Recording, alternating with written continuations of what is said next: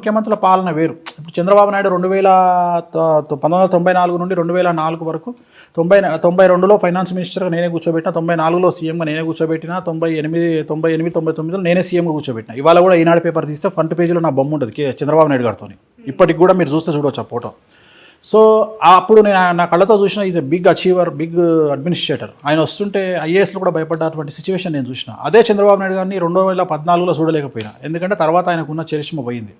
కానీ ఆ 10 ఏళ్ళు ఆయన అడ్మినిస్ట్రేషన్ చేసింది, అదొక చరిత్ర. అట్లనే రాజశేఖర రెడ్డి గారు ఆ రాజసం ధోతిలో కూడా, ఆ రాజసం పంచకట్టులో కూడా ఆ రాజసం ఎవరు చేయలేరు. అట్లనే కేసీఆర్ గారు అడ్మినిస్ట్రేషన్ ఏంటి అంటే భయపెట్టైనా సరే అట్లా నిలబెట్టారు. సో అది ఆయన స్పెషాలిటీ.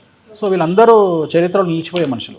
Okay, right. 2 రాష్ట్రాల్లో జనసేన పార్టీ యొక్క ప్రభావం, జనసేన పార్టీ స్థాపించిన అధినేత యొక్క ఇంపాక్ట్, పవన్ కళ్యాణ్ గారు ఇక్కడ పాలిటిక్స్లో 6 స్థానాల్లో వాళ్ళ అభ్యర్థులను పెట్టి 8 స్థానాల్లో పెట్టారు. 6 స్థానాలు ఐ థింక్ ఆయన ప్రచారం చేసినట్లున్నారు ఇక్కడ.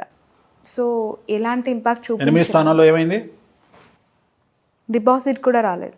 నేను ఎప్పుడో చెప్పిన పరిస్థితులు బాగాలేవు అని చెప్పిన. ఎవరికి? పవన్ కళ్యాణ్ గారికి. ఓకే, ఏంటి తన జాతకం ఏలినాటి నడుస్తుంది. ఓకే, 2025 వరకు ఏలినాటి నడుస్తుంది. ఇవాళ ఆంధ్రప్రదేశ్లో ఆయన ఇండిపెండెంట్గా కొట్లాడుంటే ఇవాళ మెయిన్ అపోజిషన్ అవుతాడు. రేపు పొద్దున 24లో జగన్ గారికి వ్యతిరేకంగా ఫైట్ చేస్తే ఆయనకి 20 నుండి 25 సీట్లు వచ్చి ఆయన అపోజిషన్ ప్లేస్లో కూర్చుంటుండే. ఓకే. సో మనం చెప్తే నేను అదే చెప్తున్నా, మన మాట వినాలే అనే రూల్ ఎక్కడుంది?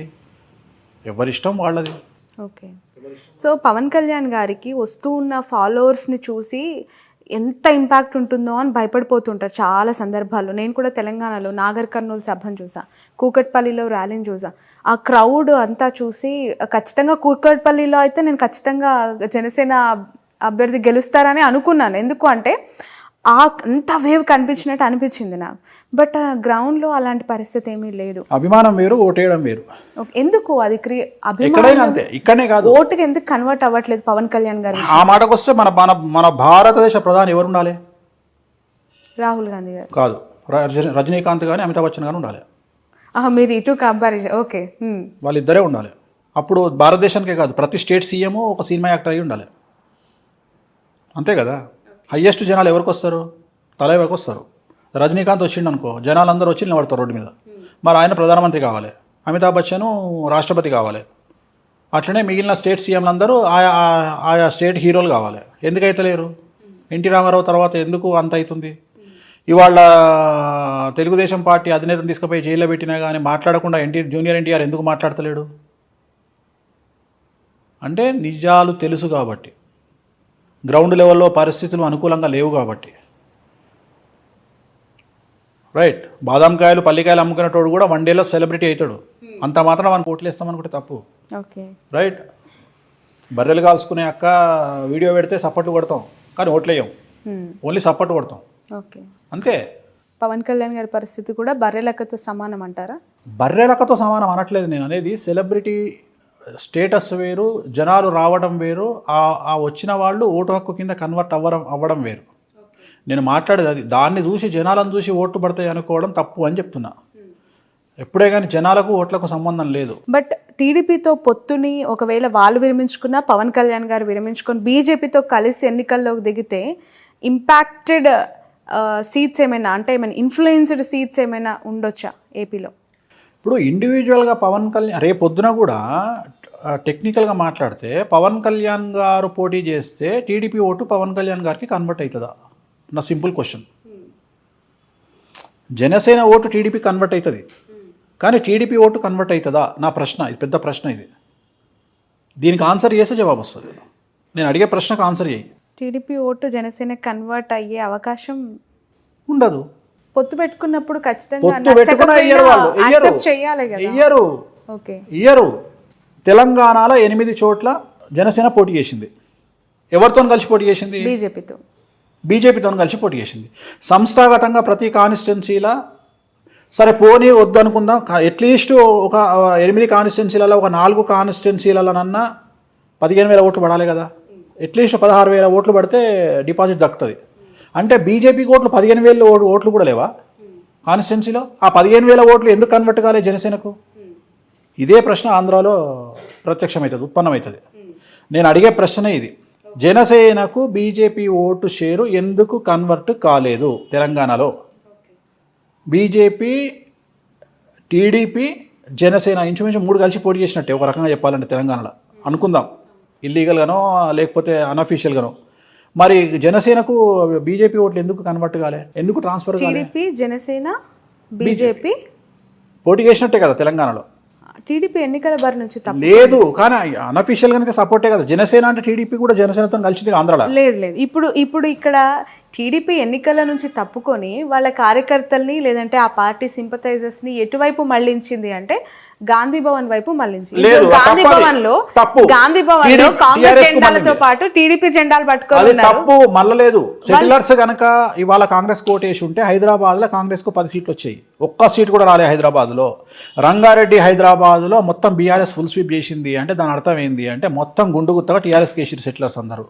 ఎవ్వరు కూడా చంద్రబాబు నాయుడు ఇష్యూస్ బేస్ చేసుకొని ఏ ఒక్కడు కూడా కాంగ్రెస్ పార్టీకి వెయ్యలేదు అనేది తేటతెల్లమవుతుంది. సో టీడీపీ సింపథైజర్స్ కావచ్చు, టీడీపీ నాయకులు కావచ్చు, చంద్రబాబు మనుషులు ఎవ్వరు రేవంత్ కు సపోర్ట్ చేయలే. చేసుంటే ఇవాళ సిటీ మొత్తం కనీసం 10 సీట్లు కొట్టేది. ఓకే, అప్పుడు ఇంకా కాంగ్రెస్ కి ఇంకా ఎక్కువ సీట్లు. నేను అదే చెప్తున్నామ్మా, 10 సీట్లు కొట్టేది హైదరాబాద్ లో.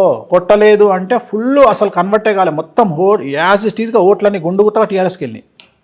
సో ఇది జరగలేదు అంటే జనాలు చంద్రబాబు నాయుడు ఇష్యూని వేరే రకంగా చూసారు, తెలంగాణ ఇష్యూని వేరే రకంగా చూసారు. రెండోది, సెటిలర్స్ అనే పదం ఇక మీదట వాడొద్దు. వాళ్ళు కూడా తెలంగాణలో భాగస్వాములే. ఎందుకంటే వాళ్ళు తెలంగాణ పీపుల్ లాగానే బతుకుతున్నారు. వలస వచ్చిన వాళ్ళు కానీ ఎక్కడ కూడా సెటిలర్స్ లాగా లేరు. అందువల్ల వాళ్ళు ఓన్ చేసుకొని ఓట్లేసారు తెలంగాణ. బట్ కేటీఆర్ గారు చేసిన కొన్ని చంద్రబాబు నాయుడు గారి అరెస్ట్ విషయంలో కమెంట్స్ అనేవి నెగిటివ్ ఇంపాక్ట్ చూపించాయి పార్టీకి అనేది చాలా. ఒకవేళ ఎలక్షన్ రోజుకు ఆయన లోపల ఉంటే జరిగేదేమో, అప్పటికే ఆయన వదిలేసారు. అందువల్ల ఆ ఇంపాక్ట్ పడలేదని చెప్తున్నా. ఆయన లోపల ఉంటే ఫీలింగ్ మారేమో, కానీ ఆయన బయట ఉన్నట్టే కదా. దాని వేడి తగ్గిపోయింది అప్పటికి. ఆ సీన్ వేడి తగ్గిపోయింది కాబట్టి జనాలు కూల్ అయిపోయింటారు. సో తెలంగాణలో టీడీపీ ఇంపాక్ట్ లేదు, జనసేన ఇంపాక్ట్ లేదు, జీరో లేదు, ఉండబోదు, ఫ్యూచర్లో కూడా ఉండదు. ఓకే, ఏపీ పరిస్థితికి చంద్రబాబు నాయుడు గారు ఇన్ ఫ్యూచర్ మీరు 2 టర్మ్స్ ఇప్పుడు జగన్మోహన్ రెడ్డి గారే వస్తారంటున్నారు కదా. నెక్స్ట్ 2 టర్మ్స్ జగన్మోహన్ రెడ్డి గారు వస్తారు. 2024-29 ఎవరు? జగన్మోహన్ రెడ్డి వస్తాడు, ముఖ్యమంత్రి ఆయనే అవుతారు. మరి ఆయన పార్టీ అన్నప్పుడు ఆయన అంటే మీ నోట్ నుంచి చెప్పాలి. జగన్మోహన్ రెడ్డి గారు 2024లో మరియు 2029లో ఆయనే ఆంధ్రప్రదేశ్ రాష్ట్రానికి ముఖ్యమంత్రిగా ఉండబోతా ఉన్నారు. డామ్ షూర్ గా. ఇది రికార్డ్ అవుతుంది కదా బాబు, రికార్డ్ చేస్తున్నా. ఆ తర్వాత అయినా చంద్రబాబు నాయుడు గారు ముఖ్యమంత్రి అయ్యే అవకాశం ఉందా? ఏందమ్మా రాసుకొచ్చుకుంటా, 200 ఏళ్ళు బతుకుతాను బడే ఉన్నావు నువ్వు, నాకు అర్థమైతలేదు. అంటే 74 ఏళ్ళు ఇప్పటికే అన్నారు తెలంగాణలో రేవంత్ రెడ్డి గారు సీఎం. కాదమ్మా, 74 ఏళ్ళు ఆయన రాజకీయ గండం ఉంది, పరిస్థితులు అనుకూలంగా లేవు కాంగ్రెస్ పార్టీకి అని చెప్పారు. ఏపీలో జగన్మోహన్ రెడ్డి గారు 2 టర్మ్స్ వచ్చిన తర్వాత ఏమైనా సిచ్యువేషన్స్ బ్యాడ్ గా వెళ్లే అవకాశం కనిపిస్తుంది? ఏం లేదు. ఇంకా రేపు 2024లో జగన్మోహన్ రెడ్డి సీఎం అయినాక టీడీపీ అనే పార్టీ ఏడు ఉంటుంది. ఓకే, తర్వాత చూద్దాం. కదా ఆ పార్టీ 29 వరకు సస్టైన్ అయినప్పుడు కదా ఆ పార్టీ అప్పటి వరకు సస్టైన్. ఇప్పుడు నేను ఇంతకుముందు చెప్పిన 2017లో ఒక ఇంటర్వ్యూలో చెప్పిన ఏమని అంటే రాజశేఖర్ రెడ్డి లాగా మారిన జగన్మోహన్ రెడ్డి గారిని చూస్తారు మీరు అని చెప్పిన. అన్నట్టుగానే ఆయన మారిన తర్వాత ఆయనకు జనాల్లో లీడర్లు నమ్మకం వచ్చింది. అట్లనే ఇంకో మాట చెప్తున్నా ఇప్పుడు నీ తరపున, కేసీఆర్గా మారబోతున్న జగన్మోహన్ రెడ్డిని చూస్తారు 24లో. అర్థమైందా డైలాగ్? ఓకే, కంట్రోల్ చేస్తాడు. ఓకే, అందరినీ కంట్రోల్ చేస్తాడు. సో ఇంకా తిరుగులే జగన్మోహన్. స్థానబలం ఏంటంటే స్థానబలం. మేము తెలంగాణలో ఉన్నాం కాబట్టి ఆంధ్రలో మమ్మల్ని ఏం చేస్తారు అని చాలా మంది అనుకుంటారు. కానీ బట్ కుటుంబానికి సంబంధించి పదే మాట్లాడుతూ ఉన్న వాళ్ళకి అంటే ఇంపాక్ట్ ఏ విధంగా ఉంటుంది అంటారు? ఈ ఎలక్షన్స్ టైంలో చెల్లి షర్మిల గారు తెలంగాణకు వచ్చేసారు, తల్లి గౌరవ అధ్యక్షురాలుగా రాజీనామా చేశారు, ఇప్పుడు ఆయనతో భార్య ఉన్నారు భారతి గారు. పరోక్షంగా సపోర్ట్ చేసినా కూడా ఆమె ప్రత్యక్ష రాజకీయాలకు వచ్చే అవకాశం ఉందంటారు? లేదమ్మా, లేదు, రారు. ఓకే, ఆ నెసిటీ లేదు వాళ్ళకి. వాళ్ళ ఫ్యామిలీకి అవసరం ఏముంది? ఇప్పుడు సరే, ఇప్పుడు షర్మిల ఫైటింగ్ ఇంకోటో అవన్నీ వ్యక్తిగతమైన అంశాలు. ఇప్పుడు తెలంగాణలో నాకు తెలిసిన ఫ్యామిలీ ఉంది. అన్న టీఆర్ఎస్లో ఉన్నాడు, తమ్ముడు బీజేపీలో ఉన్నాడు, వాళ్ళ పెద్దన్న కాంగ్రెస్లో ఉన్నాడు. వాళ్ళు అనామకులు కాబట్టి వాళ్ళ గురించి మాట్లాడుకోము. ఇది సీఎం ఫ్యామిలీ కాబట్టి మాట్లాడుకుంటున్నాం. అట్లా ఎన్ని ఫ్యామిలీలు లేవు తెలంగాణలో? నాకు తెలిసిన వాళ్ళు మస్తు మంది ఉన్నారు. ఓకే. సో అది కామన్ కదా, దాన్ని పెద్ద విశేషించి మాట్లాడుకోవాల్సినటువంటి అవసరం లేదు. వాళ్ళ జాతక రీత్యా ఉంటుంది. షర్మిల జాతకము, షర్మిల ఆంధ్రప్రదేశ్లో ఎంపీ కావాలి అంటే జగన్మోహన్ రెడ్డి చెప్పినట్టు ఉంటుంది, అన్న నాకు ఎంపీ అంటది, రాజ్యసభ ఇస్తాడు, ఎంపీ ఇస్తాడు, పోతుంది.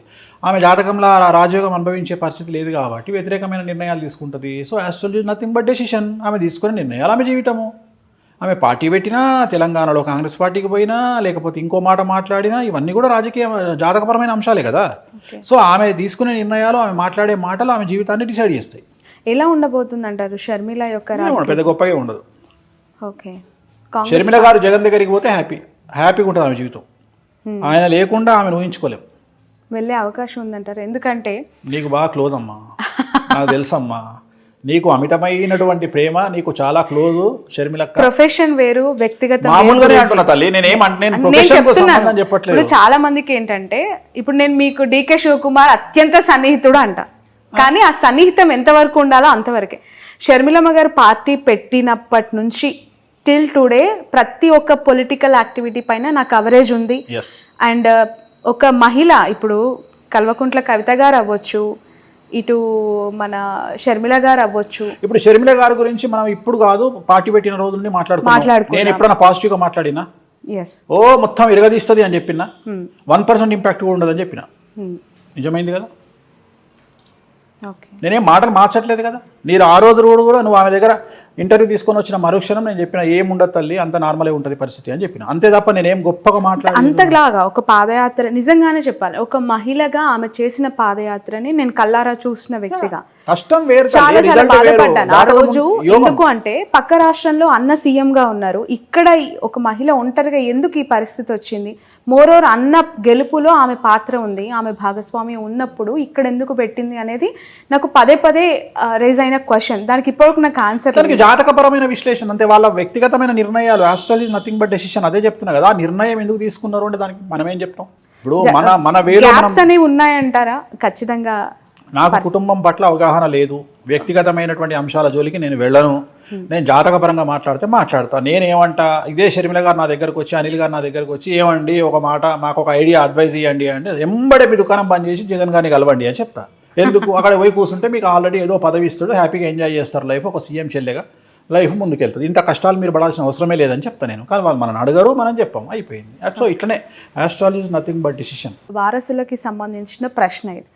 కేసీఆర్ గారు ముఖ్యమంత్రిగా 2 టర్మ్స్ చేసిన తర్వాత ఇప్పుడు గెలిచి ముఖ్యమంత్రి పదవికి రాజీనామా చేశారు, కానీ కొడుకును ముఖ్యమంత్రి స్థాయిలో సొసైటీలో ప్రొజెక్ట్ చేశారు. నెక్స్ట్ 5 yearsలో కేటీఆర్ గారు ఆ స్థాయిలో ఎమర్జ్ అవుతారు పీపుల్లో అనేది ఒక మాట వినిపిస్తోంది. చంద్రబాబు నాయుడు గారి వారసుడు లోకేష్ గారి గురించి ప్రస్తావిస్తూ ఉన్నారు.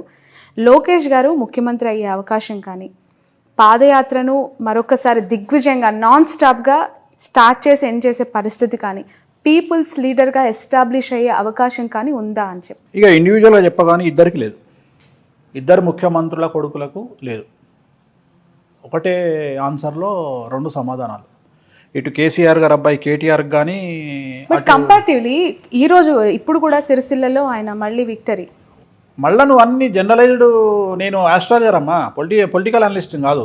పొలిటికల్ ఆస్ట్రాలజర్ అనొచ్చు కదా. పొలిటికల్ ఆస్ట్రాలజర్ అను, కానీ పొలిటికల్ అనలిస్ట్ కాదు. పొలిటికల్ ఆస్ట్రాలజర్ గా చెప్పండి. ఇప్పుడు 3 సార్లు ఆయన ఎమ్మెల్యేగా గెలిచారు, దిగ్విజయంగా మంత్రి పదవులు అనుభవించారు. ఇప్పుడు సరే ఓకే, ప్రతిపక్షంలో కూర్చుంటారు, వేరే విషయం. కానీ నారా లోకేష్ గారికి సంబంధించి అసలు ఎమ్మెల్యేగా గెలుస్తారా అనే ప్రశ్నకు ఆన్సర్ ఏంటి?